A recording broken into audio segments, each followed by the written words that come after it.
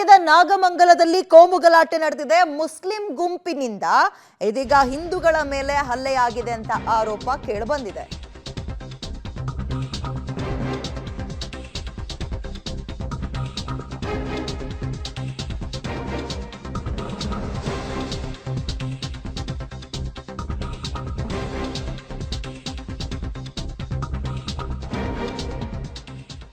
ಇದು ಮಂಡ್ಯದ ನಾಗಮಂಗಲದಲ್ಲಿ ನಡೆದಿರೋ ಗಲಾಟೆ. ಇದು ತಮ್ಮ ಕಾರನ್ನ ಓವರ್ಟೇಕ್ ಮಾಡ್ದ ಅನ್ನೋ ಕಾರಣಕ್ಕೆ ಅಣ್ಣನ ಮೇಲೆ ಹಲ್ಲೆ ಮಾಡಿದ್ದಾರೆ. 4 ದಿನದ ದ್ವೇಷ ಇತ್ತು, ಅದನ್ನು ತೀರಿಸಿಕೊಳ್ಳೋಕೆ ಮಾರಕಾಸ್ತ್ರಗಳಿಂದ ಹಲ್ಲೆ ನಡೆಸಿದ್ದಾರೆ.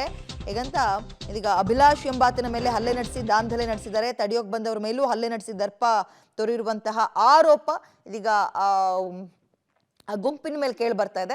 ಹಿಂದೂ ಸಂಘಟನೆಯಲ್ಲಿ ಗುರುತಿಸ್ಕೊಂಡಿದ್ದಕ್ಕೆ ಟಾರ್ಗೆಟ್ ಮಾಡಿದ್ರ ಅನ್ನೋ ಪ್ರಶ್ನೆ. ಯಾಕಂದ್ರೆ ಅವ್ರ ಮನೆಯವರು ಕೊಡ್ತಾ ಇರುವ ಸ್ಟೇಟ್ಮೆಂಟ್ ಅದೇ ರೀತಿಯಾಗಿದೆ. ಬೆಳ್ಳೂರು ಪಟ್ಟಣದಲ್ಲಿ ಇದೀಗ ಪ್ರಕ್ಷುಬ್ಧ ವಾತಾವರಣ ಇದೆ. ಏನೋ ಇವ್ರು ಸೆಲ್ಫಿ ತಗೊಳ್ತಾ ಇದ್ರಂತೆ, ಇವರು ಬೈಕಲ್ಲಿ ಮೂವ್ ಆಗಿದ್ದಕ್ಕೆ ಓವರ್ಟೇಕ್ ಮಾಡೋದನ್ನೋ ವಿಚಾರಕ್ಕೆ ನಿಲ್ಸಿ ಹಲ್ಲೆ ಮಾಡಿದ್ದಾರೆ ಅಂತ ಮೊದಲಿಗೆ ಆರೋಪ ಕೇಳಿ ಬರ್ತಾ ಇತ್ತು. ಈಗ ಅದ್ಯಾವುದೋ ಒಂದು 4-5 ದಿನದ ಹಿಂದೆ ಗಲಾಟೆ ಮಾಡ್ಕೊಂಡಿದ್ರಂತೆ. ಆ ಒಂದು ದ್ವೇಷವನ್ನ ತೀರಿಸ್ಕೊಳ್ಳೋಕೆ ಈ ರೀತಿಯಾಗಿ ಕಾದು ಈ ಒಂದು ಹಲ್ಲೆಯನ್ನ ನಡೆಸಿದ್ದಾರೆ ಅಂತ ಆರೋಪ ಕೇಳಿಬಂದಿದೆ. ಈಗ ಬೆಳ್ಳೂರು ಪಟ್ಟಣದಲ್ಲಿ ಸಂಪೂರ್ಣ ಪ್ರಕ್ಷುಬ್ಧ ವಾತಾವರಣ, ಕುಟುಂಬಸ್ಥರೆಲ್ಲರೂ ಆಕ್ರೋಶವನ್ನ ವ್ಯಕ್ತಪಡಿಸ್ತಾ ಇದ್ದಾರೆ. ಆತ ಹಿಂದೂ ಸಂಘಟನೆಯಲ್ಲಿ ಗುರುತಿಸ್ಕೊಂಡಿದ್ದಕ್ಕೆ ಟಾರ್ಗೆಟ್ ಮಾಡಿದ್ದಾರೆ, ಹಿಂದೂ ಹೆಣ್ಮಕ್ಳು ಯಾರು ಓಡಾಡಂಗೇ ಇಲ್ಲ ಇಲ್ಲಿ ಅಂತ ಕೂಡ ಆರೋಪ ಮಾಡಿದ್ದಾರೆ. ಬೆಳ್ಳೂರು ನಗರ ಪ್ರದೇಶದಲ್ಲಿ ಇವತ್ತು ಮಧ್ಯ ಭಾಗವಾಗಿರ್ತಕ್ಕಂಥ ಟೇಕ್ ಸರ್ಕಲ್ ಅಂತ ಕರೀತಾರೆ, ಆಗಿರ್ತಕ್ಕಂಥ ಘಟನೆ ಅಮಾನುಷವಾಗಿ ಒಬ್ಬ ಯುವಕನ ಮೇಲೆ ಹಲ್ಲೆ ಮಾಡಿರ್ತಕ್ಕಂಥದ್ದು. ಅಲ್ಲಿಂದ ಸುಮಾರು ಅಂಬೇಡ್ಕರ್ ಸರ್ಕಲ್ವರೆಗೂ ಸಹ ಗಲಾಟೆ ಆಗಿದೆ. ಕೇವಲ ಕೂಗಳತಿನಲ್ಲಿ ಪೊಲೀಸ್ ಸ್ಟೇಷನ್ ಇದೆ.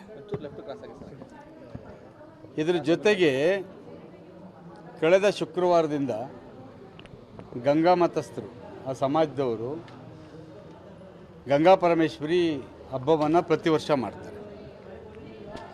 ಶುಕ್ರವಾರ ಸಾಯಂಕಾಲ ಕೆಲವು ಸಮಾಜದ ಯುವಕರು ಆ ಗಂಗಾ ಮತಸ್ಥರ ಕಾಲೋನಿಗೆ ಹೋಗಿ ಅವತ್ತೇ ಬೆದರಿಕೆ ಹಾಕಿದ್ದಾರೆ. ಸುಮಾರು 2 ಗಂಟೆ ರಾತ್ರಿಯಲ್ಲಿ ಆ ಸಮಾಜ ಸೇರಿದವರು ಪೊಲೀಸ್ ಸ್ಟೇಷನ್ಗೆ ಹೋದಂಥ ಸಂದರ್ಭದಲ್ಲಿ ಅಲ್ಲಿಯ ಮಾಜಿ ಶಾಸಕ ಸುರೇಶ್ ಗೌಡ ಅವರು ಕೂಡ ಮಾತಾಡ್ತಾ ಇದ್ರು. ಸೊ ಇದು ಒಂದು ರೀತಿ ರಾಜಕೀಯ ತಿರುವನ್ನ ಪಡೆದುಕೊಳ್ಳೋ ಎಲ್ಲ ಲಕ್ಷಣವೂ ಕಾಣಿಸ್ತಾ ಇದೆ. ಏನೋ ವೈಯಕ್ತಿಕ ದ್ವೇಷವೋ ಅಥವಾ ಹಿಂದೂ ಸಂಘಟನೆಯಲ್ಲಿ ಗುರುತಿಸ್ಕೊಂಡಿದ್ರು ಅನ್ನೋ ಕಾರಣಕ್ಕೆ ಟಾರ್ಗೆಟ್ ಮಾಡಿದ್ರು, ಇಂಥದ್ದು ಏನೋ ಆಗಿದೆ. ಒಟ್ಟು 4-5 ದಿನದಿಂದ ಕಾದು ಕುಳಿತಿದ್ರಂತೆ ದ್ವೇಷವನ್ನ ತೀರಿಸ್ಕೊಳ್ಳೋಕೆ. ಸಿಕ್ಕ ನಂತರ ಹಲ್ಲೆ ನಡೆಸಿದ್ದಾರೆ.